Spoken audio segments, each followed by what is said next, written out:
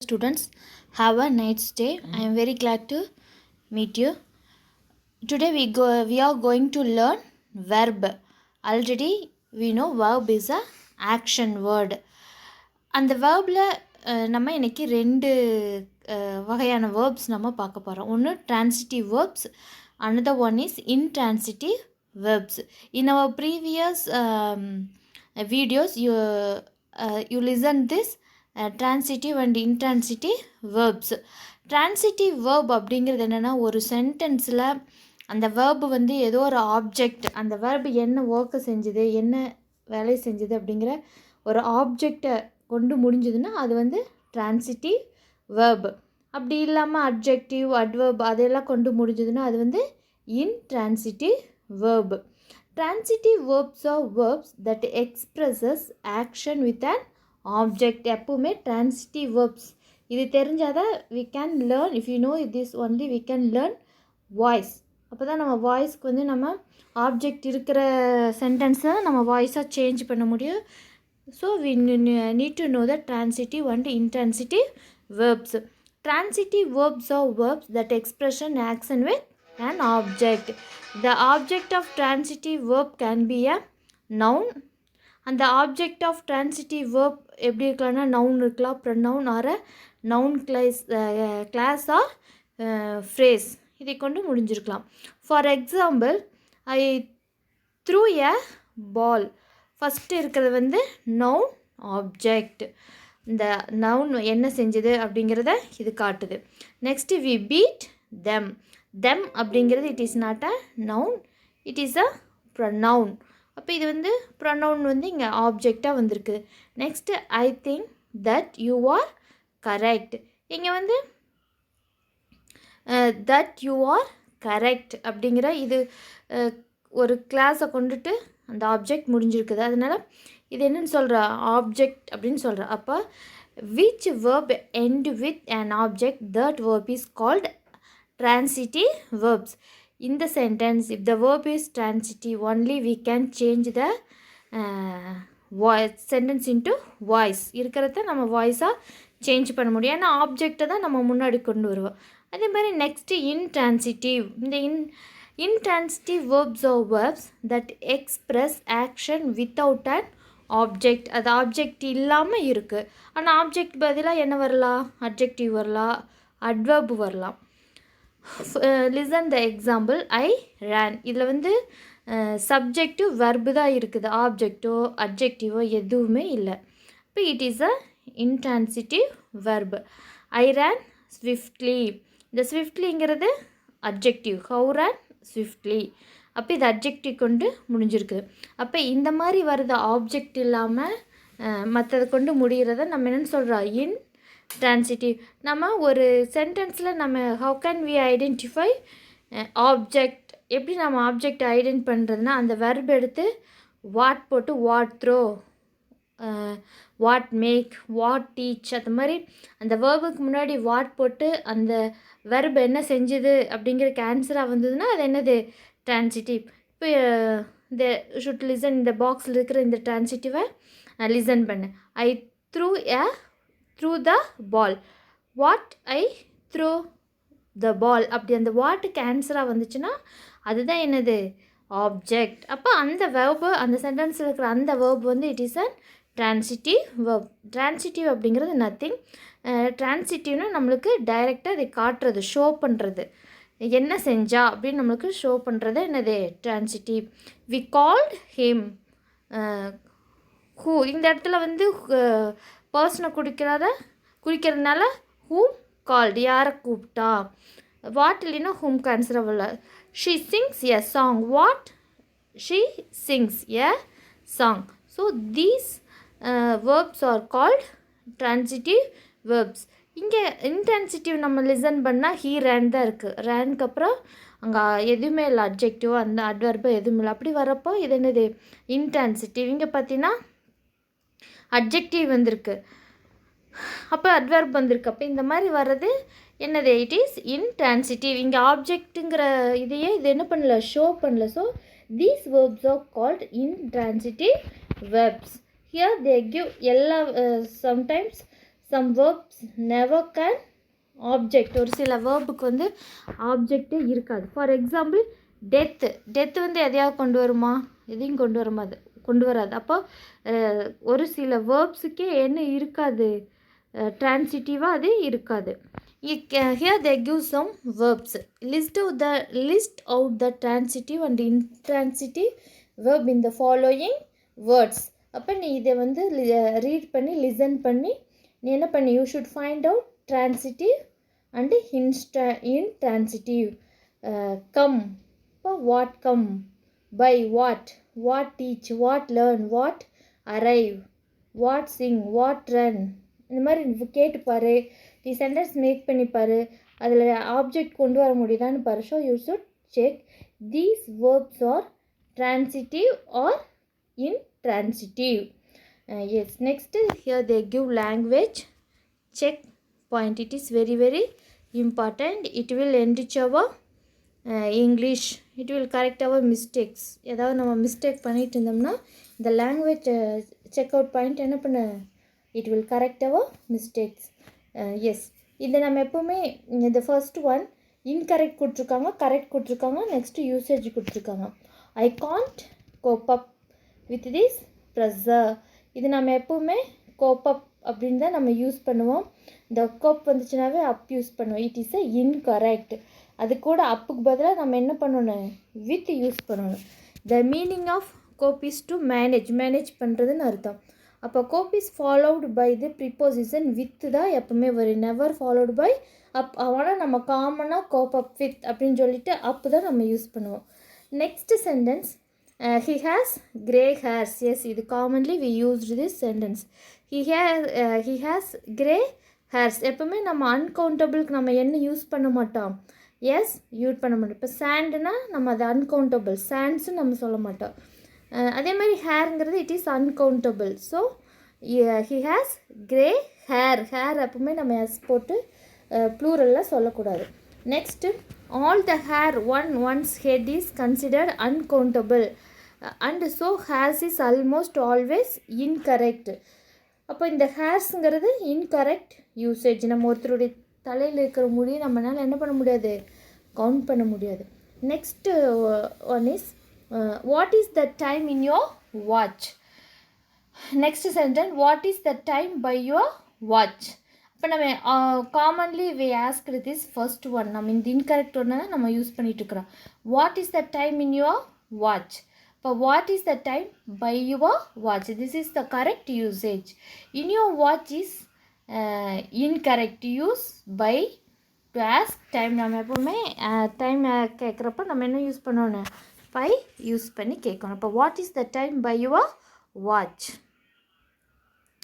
Okay students, our grammar first lesson grammar fully completed. Homeworks you should do, read and do yourselves. Okay, next we go to poem. Okay, my hobby. You should this full unit about hobby only. நம்ம lesson hobby தான். poem வந்து it is hobby, my hobby. Here they give my hobby reading. Particularly the poem is going to tell about reading hobby பற்றி தான் இது சொல்லுது. Should listen the warm up activity. What are your leisure time activities? Why do you do them? Do you read books? What type of books do you read? உன்னுடைய lesser time activity என்ன, நீ என்ன பண்ணுவ, உங்கள்கிட்ட book இருக்கா, நீ book read பண்ணுவியா அப்படின்னு கேட்டிருக்கிறாங்க. Okay, next we are going to learn poem. It is a very very simple and easy and very important poem. நம்ம எல்லாத்துக்குமே கண்டிப்பாக இந்த ரீடிங் ஹேபிட் கண்டிப்பாக இருக்கணும். சரியா? நம்ம நம்மளுடைய பிரதமர் குடியரசுத் தலைவர் ஏபிஜே அப்துல் கலாம் கூட சொல்லியிருக்கிறாரு, நம்ம தலை குனிந்து படிக்கிறப்போ, தலை வணங்கி படிக்கிறப்போ நம்ம எப்படி வாழுவோம், தலை நிமிர்ந்து வாழுவோம் அப்படின்னு சொல்லியிருக்காரு. So reading hobby is very very important. ரீடிங்கிறது நம்ம டெக்ஸ்ட் புக்கு ரீட் பண்ணுறதோ படிக்கிறதோ இல்லை, reading many kinds of books.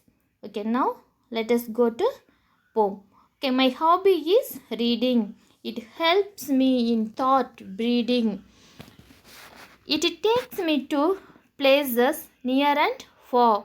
It keeps my rational dose azure. It teaches me to cackle and cry without wings. It lets me fly. I wish if all the children could read. It constructing a vigorous society. Then we shall succeed. The poet name is Arunachalam Chandrasekharan. Yes, the next we learn the meaning of this poem. My hobby is reading. It helps me in thought breeding. இதில் வந்து இந்த author வந்து என்ன சொல்கிறாரு, அவருடைய hobby எதுன்னு சொல்கிறாரு, reading.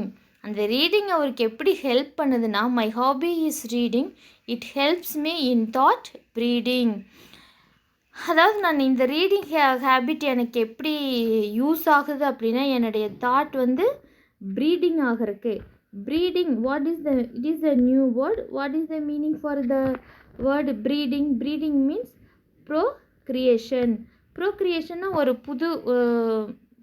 ஒரு புதுமான எண்ணங்கள் தோன்றதுக்கு, அந்த மாதிரி நம்ம தாட் வந்து டெவலப் ஆகிறதுக்கு நம்மளுக்கு எது ஹெல்ப் ஆகுது, ரீடிங். நம்ம நிறையா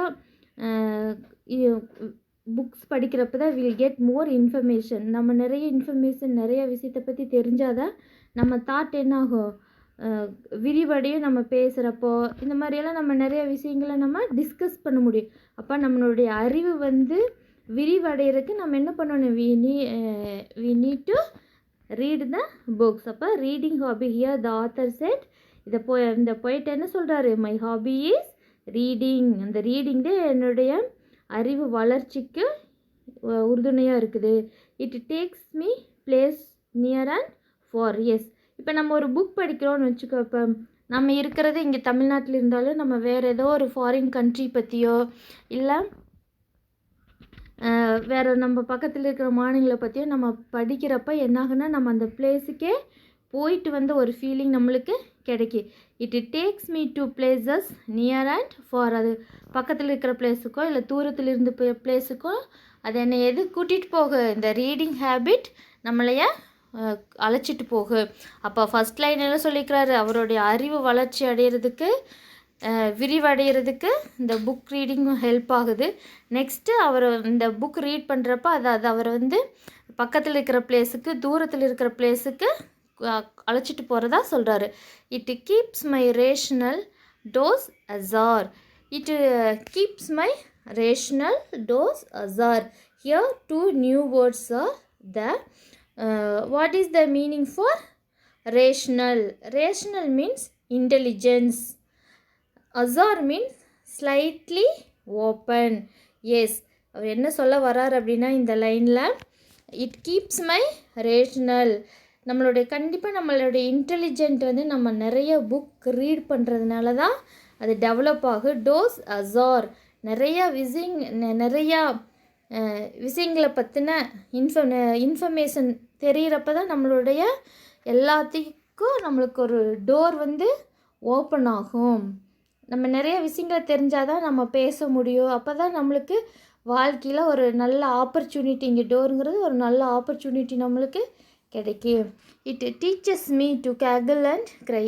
எஸ், இப்போ நம்ம ரீட் பண்ணுறப்ப நம்ம வந்து ஒரு ட்ராஜடியான ஸ்டோரி படிக்கிறோம், ரொம்ப சாரோவான ஒரு ஸ்டோரி படிக்கிறோன்னா அப்போ அது நம்மளை என்ன பண்ண வைக்கும், அந்த ரீடிங் வந்து நம்மளை அழுக வைக்கும். அதேமாதிரி நம்ம ஒரு ஃபன்னியான ஜோக் படித்தோம்னா நம்மளுக்கு என்ன ஆகும், நம்ம வாய் விட்டு நம்ம சிரிப்போம். அப்போ இந்த ரீடிங் நம்மளை